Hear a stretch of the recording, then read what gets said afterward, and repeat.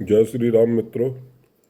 मैं पंडित रमेश चंद पटेरिया, इंजीनियर एवं एस्ट्रोलॉजर, आपका अपनी यूट्यूब चैनल ग्रह चाल में हार्दिक स्वागत करता हूं, आपका अभिनंदन करता हूं। मित्रों, अभी तक हमने विवाह के ऊपर 2 वीडियोस आपको दिए, जिसमें ज़्यादातर चर्चा की गई कि विवाह में जातक जातिका के उसकी कुंडली में कौन से ऐसे ग्रह योग होते हैं या कौन सी ऐसी राशियां होती हैं या जो किसी भाव में बैठ कर के विवाह को प्रतिबंधित कर देती हैं या विवाह में बाधाएं आती हैं। तो मित्रों, अभी तक ये हमने काफ़ी विस्तृत चर्चा की 2 वीडियोज़ में। आज हम थोड़ा सा पूरी कुंडली के ऊपर पूरी कुंडली की विवेचना करना चाहेंगे कि उत्तम विवाह कैसे होना चाहिए। मित्रों, हमारी समाज, ये शायद जो है हमारी समाज का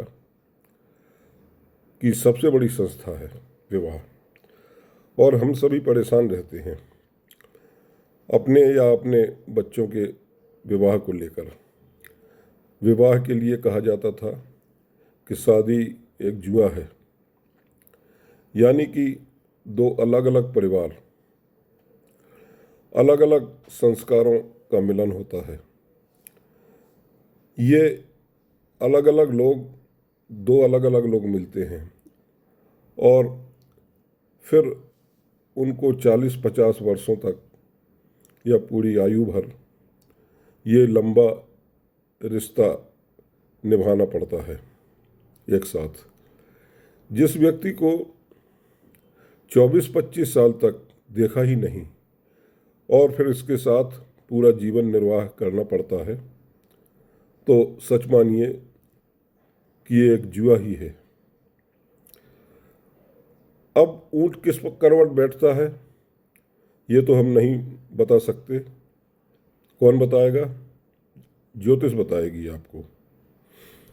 ज्योतिष आपको ये ज्ञान दे सकता है कि आपका पति या पत्नी कैसी होगी, आपके विवाह के बाद जीवन में किस तरह की दिक्कतें, मुसीबतें या सुख आपको कैसे प्राप्त होगा, आप वैवाहिक जीवन में आने वाली समस्याओं से कैसे निपटेंगे, आपका स्पाउस देखने में कैसा होगा, उसका स्वभाव कैसा होगा, उसका रंग रूप कैसा होगा, आज इस पर भी बात होगी।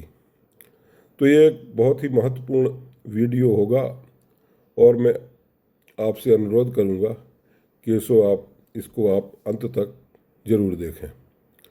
मैं आपको इस वीडियो में ये भी बतलाऊंगा कि जो है विवाह में आपके या आपके बच्चों के विवाह में कैसे जो है ये ग्रह काम करते हैं। विवाह, जैसा कि हम जानते हैं, इसे कुंडली के 7वें घर से देखा जाता है, 7वें भाव से देखा जाता है। कालपुरुष की कुंडली के अनुसार 7वें घर के मालिक शुक्र देव हैं, क्योंकि कालपुरुष की कुंडली में लग्न में 1 नंबर रहता है, इस तरह से 7वें भाव में 7 नंबर रहता है और 7वीं राशि के जो स्वामी हैं वो शुक्रदेव हैं। तो ये समझ लीजिए, चाहे लड़की की कुंडली हो या लड़के की कुंडली हो, आपके विवाह के शासक ग्रह शुक्र ही होंगे। बृहस्पति लड़कियों के विवाह के कारक ग्रह हो सकते हैं, लेकिन विवाह कैसा होगा ये तो शुक्र ही बताएंगे, इसमें कोई शक शुबहा नहीं है। आपको पति अच्छा मिले, सीधा साधा हो, कमाने वाला हो, आपका ध्यान रखने वाला हो, ये बृहस्पति बताएंगे। लेकिन विवाह कैसा होगा ये आपका 7वां घर और शुक्रदेव ही बताएंगे। आपको बृहस्पति के कारण अच्छा घरवर मिल सकता है, सब कुछ अच्छा हो सकता है, लेकिन इसकी ये क्या गारंटी है कि आपका वैवाहिक जीवन सफल रहेगा या नहीं। ये सब जो है शुक्रदेव ही बता सकते हैं। हो सकता है कि आपको अपने पति का सीधापन ही ना भाए। समझ रहे हैं मेरी बात को? तो मित्रों, तो सातवां घर या शुक्र, इन्हीं को हम आज देखेंगे। तो सबसे पहले हम देखेंगे कि ग्रहों का जो महत्वपूर्ण प्रभाव है वह उनके उस घर में बैठने का कैसा होता है। मतलब जो है उनकी कैसी दृष्टि सातवें घर पर पड़ रही है, अगर स्थान परिवर्तन कर लिया है वगैरह वगैरह। ये सब उतना मायने नहीं रखता जितना कि उनका बैठना मायने रखता है। मतलब जैसे अब कोई ग्रह, मान लीजिए सातवें भाव में 4 नंबर राशि लिखी हुई है, उसके जो स्वामी हैं वो चंद्रमा हुए, वो कहीं और बैठ गए, लेकिन उससे मतलब नहीं, आपके सातवें घर में कौन ग्रह बैठा है ये ज़्यादा महत्वपूर्ण है। अभी आप जो है ये भूल जाइए कि राशि कौन सी है, कौन सा नंबर सातवें घर में लिखा है, ये सब तो आपको हम पहले समझा चुके हैं। आज केवल ग्रहों की बात होगी। सबसे पहले सूर्य देव। यदि सातवें घर में सूर्य विराजमान होते हैं तो कालपुरुष की कुंडली के अनुसार सातवें घर में सूर्य तुला राशि में होते हैं, यानी कि सूर्य नीच के हो जाते हैं तुला राशि में। तो सूर्य की सातवें घर में उपस्थिति अच्छी नहीं कही जा सकती, क्योंकि सूर्य एक जो है क्रूर ग्रह है, और सूर्य का एक सौम्य घर में बैठना, मतलब सातवां घर जो है वो सौम्य घर है ना। सातवें घर में बैठना ये कहीं से भी उचित नहीं है। सातवें घर में प्रेम की हवा चलती है, और सूर्य अग्नि तत्व का ग्रह है, एक भड़काऊ आग का शोला है सूर्य एक क्रोधी ग्रह है। तो वो भी नीच राशि में बैठकर सूर्य अपने मन में, सूर्य के कारण जो जातक होगा वो अपने मन में दूसरे के प्रति बातें रखता जाएगा, और एक दिन ज्वालामुखी की तरह फटेगा। कोई लड़की हो या लड़का हो, लड़की कह सकती है कि मेरे सातवें घर में सूर्य बैठा है, मेरा पति तो ऐसा नहीं है, लेकिन नहीं, वह एरोगेंट नहीं होता, लेकिन ऐसा नहीं है। वो मन मन में ऐसी बातें रख रहा होगा कि एक दिन ज्वालामुखी की तरह फटेगा और पूरा वैवाहिक जीवन ध्वस्त कर डालेगा। तो सूर्य की स्थिति यहाँ ठीक नहीं समझी जाएगी मित्रों। तो मतलब जो है सातवें घर में यदि सूर्य बैठा है तो उसकी पत्नी आपके स्वभाव की तुलना अपने पिता से करेगी, और कहीं ना कहीं एक दूसरे के अहम का टकराव होगा, क्योंकि सूर्य चूंकि एक राजा है तो अहम का टकराव होगा। स्त्री की कुंडली में ऐसा नहीं होगा, क्योंकि उसका पति जो है एरोगेंट जरूर होगा। सो सूर्य की स्थिति सातवें घर में अच्छी नहीं मानी गई है। सूर्य सेपरेशन दे सकता है। मित्रों, अब हम चंद्रमा की बात करेंगे। चंद्रमा क्या है? चंद्रमा जल है।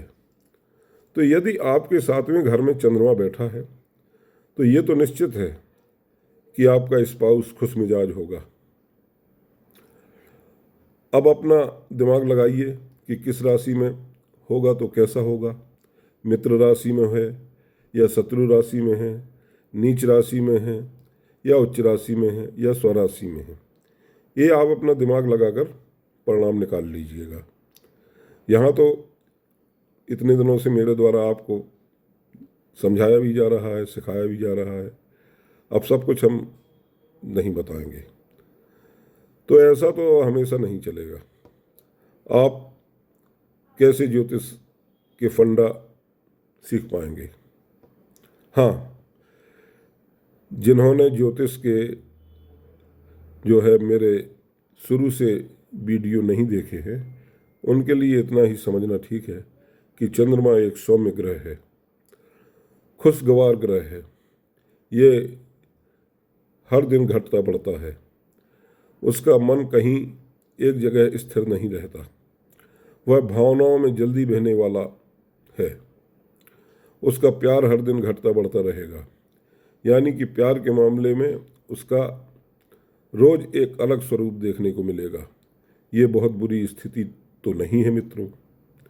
उसके मूड स्विंग्स होंगे तो जीवन में खुशहाली, लेकिन जीवन में खुशहाली जरूर रहेगी। पुरुष की कुंडली में 7वें घर का चंद्रमा माँ की सेहत के लिए थोड़ा खराब होता है। तो अच्छा ये होगा कि आप अपनी माँ से विवाह के बाद अलग रहने लगें तो अच्छा रहेगा। अब बात होगी मित्रों मंगल ग्रह की बारे में, आपके 7वें घर में मंगल के बैठने की। तो जो है मंगल क्या है, अब आपने मंगल का नाम सुना तो आपके अंदर एक भय का वातावरण पैदा हो गया होगा। तो मंगल यहाँ पर क्या है, मंगल दोष देते हैं 7वें घर में कुंडली में। मंगल एक फाइटर है।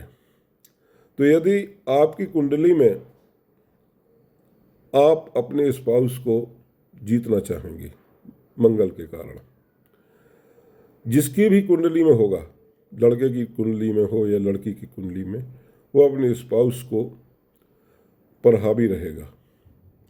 क्योंकि मंगल सेनाध्यक्ष है, यानी कि वो अपना हक लड़कर लेना जानता है।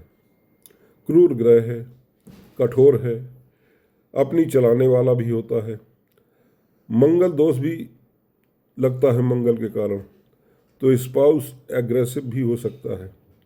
कभी कभी गर्मा गर्म बहस भी हो सकती है। हमेशा अधिकारों की लड़ाई होती रहेगी। और अगर दूसरे की कुंडली भी मांगलिक है तो विवाह काफ़ी अच्छा चलता है। लेकिन यदि एक मांगलिक है और दूसरा मांगलिक नहीं है तो मित्रों स्पाउस के लिए स्वास्थ्य संबंधी समस्याएं भी मंगल दे सकता है। मैरिज लाइफ में समस्याएं आ सकती हैं। अब मित्रों बात होगी बुध ग्रह की।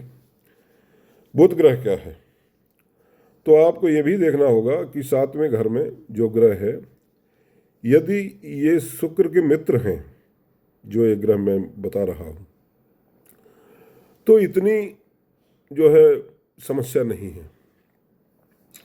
अगर शुक्र के विरोधी ग्रह हैं, यानी विरोधी लॉबी के ग्रह हैं, तो जरूर वो हानि आपको पहुंचाएंगे। मोटा मोटा इतना दिमाग में बैठा लीजिए। ज्योतिष में यदि मोटा मोटा भी समझ लेंगे राशियों को, उनके ग्रहों को, उनके ग्रह के स्वामियों को, उन राशियों के स्वामियों को, ग्रहों के स्थायी भावों को, यानी जो उनके घर हैं बताए गए हैं कि प्रथम घर पे किसका स्वामित्व है, द्वितीय भाव पे किसका स्वामित्व है। क्योंकि ग्रहों के परमानेंट हाउस कभी नहीं बदलते। तो 7वें घर में यदि शुक्र के एंटी लॉबी के ग्रह बैठ जाएं, जैसे सूर्य हुए, राहु हुए या शनि हुए, तो ये क्या करेंगे, ये जो है उस घर को, 7वें घर को बहुत खराब कर देंगे। चलिए बुध की बात ही होगी। बुध एक यंग बच्चा है, तो आपके और आपके स्पाउस की उम्र में बहुत कम अंतर हो सकता है बराबर बराबर उम्र के हों। कहते हैं ना कि बुध फ्रेंड भी है। वो हो सकता है कि आप दोनों लोग पहले फ्रेंड रहे हों और फिर आपकी उससे शादी हो गई हो। आपका स्पाउस आपसे थोड़ा उम्र में छोटा भी हो सकता है। उसके बातचीत का ढंग अच्छा होगा और आपके विवाह का सुख जो है बहुत अच्छी बातचीत से रहेगा, क्योंकि बुध वाणी का कारक है। बुध चाहे शत्रु राशि में हो, नीच में हो, बातचीत करके वो समस्या का हल निकाल देगा। सो ये प्रभाव बुध देगा, क्योंकि बुध जो है शुक्र के मित्र हैं। चाहे तो आप पति पत्नी एक दूसरे को मित्रवत रिश्ता निभा सकते हैं जिंदगी भर, क्योंकि बुध शुक्र का मित्र है। अब मित्रों बात होगी बृहस्पति देव की। गुरु महाराज 7वें घर में अपने शत्रु की राशि में आ जाते हैं, क्योंकि शुक्र जो है उनके शत्रु हैं जैसे गुरु आचार्य हैं, इसी तरह से शुक्र, मैंने पहले भी बताया कि शुक्र भी आचार्य हैं, तो दोनों के बीच में शत्रुता है। तो लड़कियों की विवाह में बृहस्पति कारक ग्रह हैं, और अगर स्त्री की कुंडली में यदि बृहस्पति 7वें घर में बैठ गए तो फिर वो विवाह को खराब कर देंगे, क्योंकि ज्योतिष में एक सूत्र है, कारक भाव नाशाय, यानी कि कारक भाव का नाश कर देता है। कारक ग्रह जहाँ बैठ जाएगा वो अपने जो वो भाव है उसको नष्ट कर देगा। बृहस्पति स्थान हानि करते हैं। तो यदि बृहस्पति अकेले हैं तो गुरु और शुक्र में शत्रुता की लड़ाई रहेगी। यानी लड़कियों की कुंडली में जो है, यहाँ मैं बात कर रहा हूँ, पुरुषों के लिए पत्नी आपको इज्जत नहीं देगी। बाहर तो आप राजा की तरह रहते हैं, लेकिन घर में आपको आपकी पत्नी ठीक से खाना भी नहीं देती होगी, यदि बृहस्पति 7वें भाव में लड़की की कुंडली में अकेला बैठा है तो। और अगर लड़की की कुंडली में बृहस्पति है तो आपका पति आपको पत्नी का दर्जा भी न देता होगा, और आप भी कहीं ना कहीं फ्रंट हो जाएंगे और पत्नी को पत्नी का दर्जा नहीं देंगे। तो 7वें घर में बृहस्पति का होना लड़कियों की कुंडली में अच्छा नहीं है। अगर बृहस्पति 7वें घर में उच्च के हों तो थोड़ा बहुत मामला ठीक हो सकता है। बाकी स्त्रियों की कुंडली में बृहस्पति 7वें घर में बैठकर हानि ही करते हैं। आपको सदैव ही गुरु कृपा चाहिए, तो आप गुरु मंत्र का जाप करें या दत्तात्रेय मंत्र का जाप करें तो स्थिति अच्छी हो सकती है। अब मित्रों बात करेंगे शुक्रदेव की। शुक्रदेव यदि 7वें घर में बैठते हैं तो अब ये अगर पुरुष की कुंडली है तो शुक्र फिर वही करेगा जो लड़कियों की कुंडली में बृहस्पति करते हैं, यानी कार को भाव नाशाय। जैसा कि मैंने पहले गुरु के लिए आपको स्त्रियों की कुंडली में 7वें घर में बैठने के संबंध में बताया। वहीं जो है लड़की की कुंडली में शुक्र के बैठने से क्या होगा, तो पुरुषों की कुंडली में 7वें घर में शुक्र ज़्यादा खराब है, यानी कि आपकी पत्नी के अंदर वह भाव, वह प्यार, वह संवेदना न होगी। आपकी पत्नी थोड़ा रूखे स्वभाव की हो सकती है। आपके लिए हो सकता है, ऐसा हो सकता है, आपसी प्रेम में कमी हो सकती है। तो अगर बृहस्पति की दृष्टि आएगी तो फिर थोड़ा ठीक होने लगेगा। तो मित्रों जो है, यदि पुरुष की कुंडली में है और शुक्र 7वें घर में बैठा है तो आप सावधान हो जाइए। आपको अपना वैवाहिक जीवन चलाने में काफ़ी मशक्कत करनी पड़ेगी। लड़कियों की कुंडली में शुक्र 7वें घर में इतने खराब नहीं होते। यदि शुभ ग्रह की दृष्टि पड़ रही हो, जैसे चंद्रमा हुआ या बृहस्पति की भी पड़े, शुक्र बैठा हो, तो फिर इसूज जो हैं संतुलित हो जाएंगे। अब बात करेंगे हम शनि देव की। अब शनि देव के नाम से सभी लोग डर जाते हैं। तो मैंने एक सूत्र दिया था कि शुक्र के मित्र 7वें घर में कम हानि पहुंचाते हैं, तो शनि शुक्र के मित्र हैं। अगर 7वें घर में शनि बैठे हैं, स्वराशि में बैठे हैं या उच्च के हैं, तुला या कुंभ राशि में बैठे हुए हैं, तो शनि जो है आपकी शादी में कोई खतरा नहीं है, नहीं देंगे। शादी में विलंब भी नहीं होगा। शनि 7वें घर में मित्रों स्वराशि या उच्च राशि में है तो आपको किसी प्रकार का कोई खतरा नहीं है। आपका स्पाउस जो है अनुशासित होगा और आपका घर अच्छा चलेगा, स्पाउस आपको अच्छा मिलेगा। शादी में शनि विलंब नहीं कराएंगे, जैसे कहते हैं ना कि शनि देव विलंब कराते हैं, लेकिन अगर जो है ये कुंडली में अच्छी स्थिति में 7वें घर में बैठे तो विलंब नहीं कराएंगे।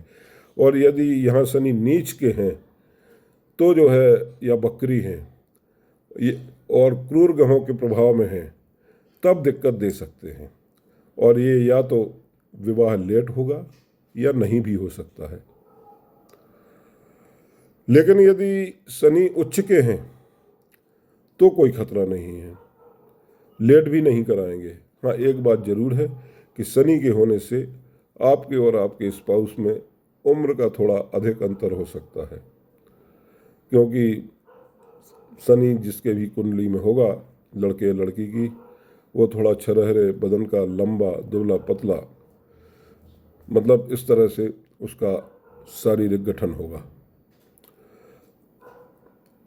तो जो है,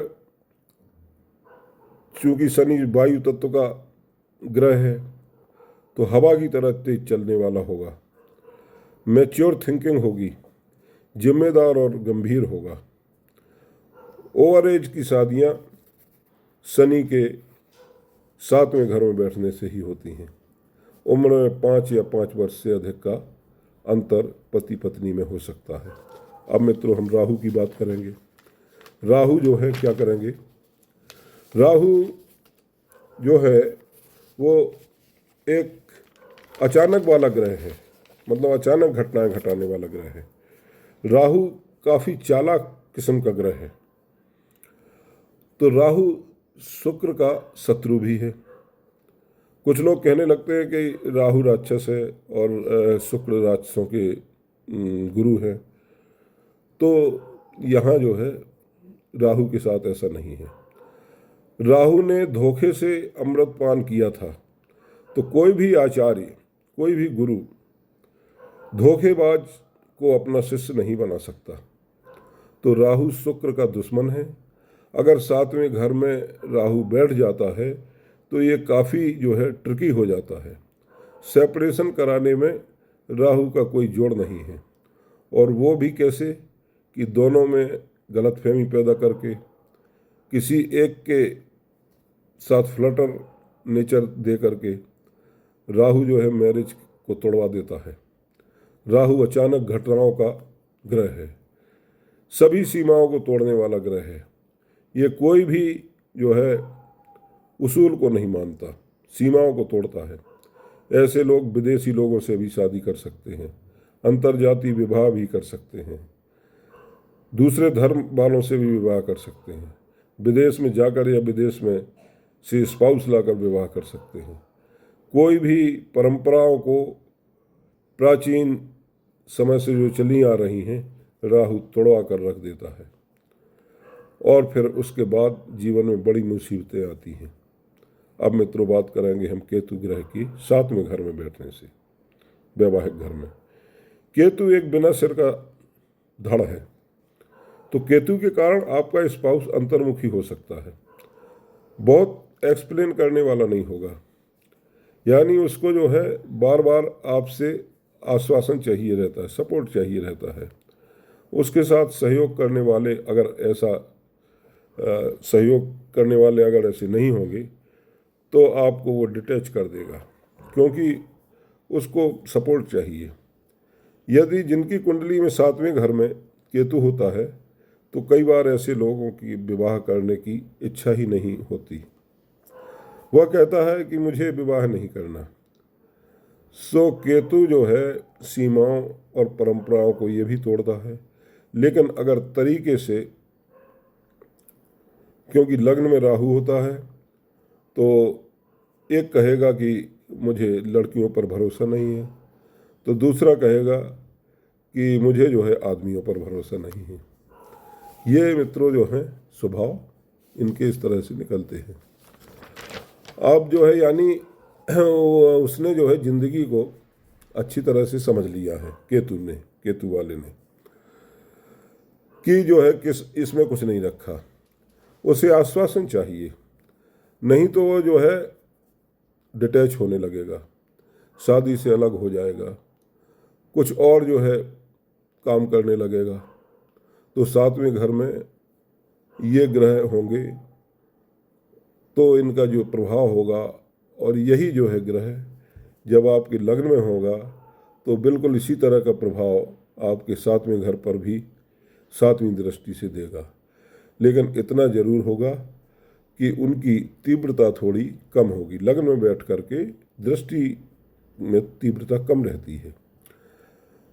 बृहस्पति का 7वें घर में बैठना खराब होगा, लेकिन इनकी दृष्टि 7वें घर पर अच्छा प्रभाव डालती है बृहस्पति की। इसी तरह शनि की दृष्टि प्रमुख है। शनि बैठे होंगे अपनी राशि में या जिस घर में, 7वें घर में, तो वो अच्छा परिणाम देंगे। लेकिन यदि शनि कहीं दूसरे घर में बैठकर दृष्टि डाल रहे होंगे अपनी तीसरी, 7वीं और 10वीं दृष्टि, तो विवाह में विलंब कराएंगे। इसी तरह मित्रों मंगल का हाल है, क्योंकि ये 3 ग्रहों को, बृहस्पति, शनि और मंगल, इनको 3 विशेष दृष्टियां मिली हुई हैं। मंगल की भी जो है कहीं भी दृष्टि आएगी तो वो स्वास्थ्य में दिक्कत देगी, लड़ाई झगड़ा, और इसके अलावा जो है क्या नाम, लड़ाई झगड़ा कराएगा।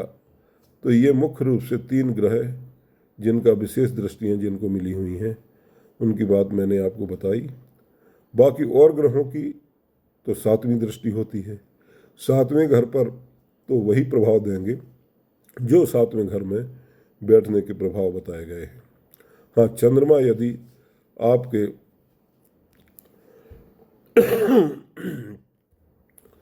मतलब 7वें में है तो पत्नी इमोशनल मिलेगी, और यदि पत्नी की कुंडली में है चंद्रमा 7वें घर में तो पति इमोशंस से भरा होगा।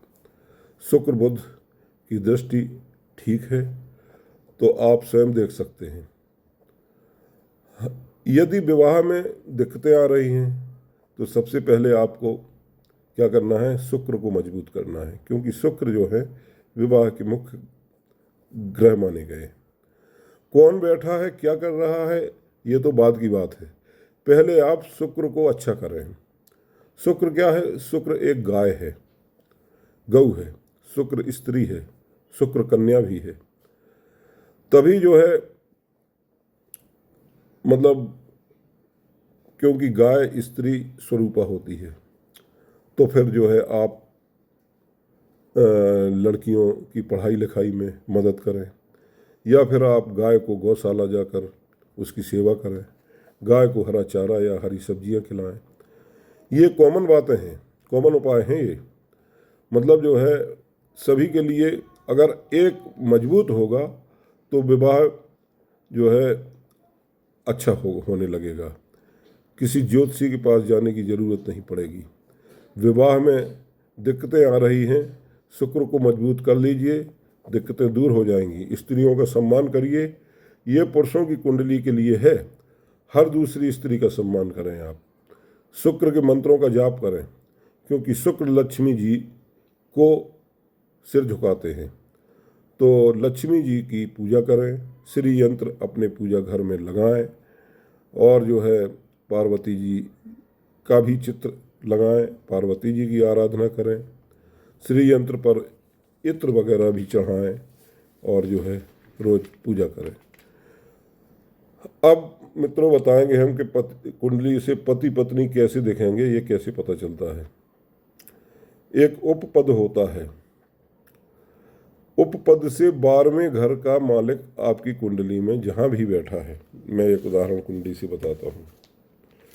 मतलब अभी मैंने क्या सूत्र बताया, उपपद से 12वें घर में, जैसे मान लीजिए ये एक लग्न है आपकी, 1 नंबर राशि लिखी हुई है, यानी मंगल की राशि है। इससे 12वें घर में कौन सा ग्रह बैठा है, मान लीजिए यहाँ शनि बैठा हुआ है, ठीक है। तो जहाँ भी बैठा है वहाँ से 12वें घर से हम जो है चौथे घर को देखेंगे, यानी 1 2 3 4, यानी ये तीसरा भाव होगा। तो यहाँ पर जो घर जो बैठा होगा उससे फिर हम 5 घर और आगे जाएंगे। मतलब ये जो है 12वें घर से 4 घर चलना है, मतलब ये 5वां घर हुआ, और इससे फिर 5 घर और चलेंगे, यानी कि 1 1 2 3 4 5, यानी अष्टम भाव पर आ गए हम। तो ये अष्टम भाव का जो स्वामी होगा वो उपपद ग्रह कहलाता है। तो क्या होगा कि अब इस उपपद ग्रह में 8वें घर में कौन सा राशि पड़ी हुई, मान लीजिए 3 नंबर की राशि पड़ी है, तो उसके स्वामी कौन हुए? उसके स्वामी हुए बुध देव। अब जो है बुध बुध बुध का क्या स्वभाव है? यानी आपका स्पाउस यंग होगा, यानी बातचीत में के ढंग उसका अच्छा होगा, यानी जैसा उपपद का स्वभाव होगा वैसा ही आपका स्पाउस का स्वभाव भी होगा। अगर मंगल है तो जो है हो सकता है वो सेना में डॉक्टर हो, या जो है वो प्रेम में पागल हो। अब मित्रों मंत्रों की भी बात करेंगे। मंत्र क्या होते हैं? मंत्र यानी कि आपके मन से उसका, आप मन से उसका जाप करेंगे तो वह जो है मंत्र जाप आपके मन की रक्षा करेगा। यानी कि आपके मन को शील्ड करेगा, मतलब शील्ड देगा, रक्षा की शील्ड देगा वो मंत्र। और जब वो रक्षा की शील्ड देगा तो आपके नकारात्मक विचार आपके अंदर आना बंद हो जाएंगे। इसलिए जो है मंत्र ज़्यादा प्रभावी होते हैं। तो जो भी ग्रह विवाह को प्रभावित करता हो तो उससे संबंधित मंत्र जाप करके आप अपने विवाह के बंद घर के दरवाजे को खोल सकते हैं। तो मित्रों, ये था विवाह की विवेचना कुंडली के 12 घरों में सभी 9 ग्रहों की बैठने से। मित्रों, अगर ये मेरा वीडियो आपको पसंद आता हो तो इसको चैनल को सब्सक्राइब जरूर करें। आज के लिए इतना ही, आगे मिलते हैं अगले वीडियो में। जय श्री राम, नमस्कार।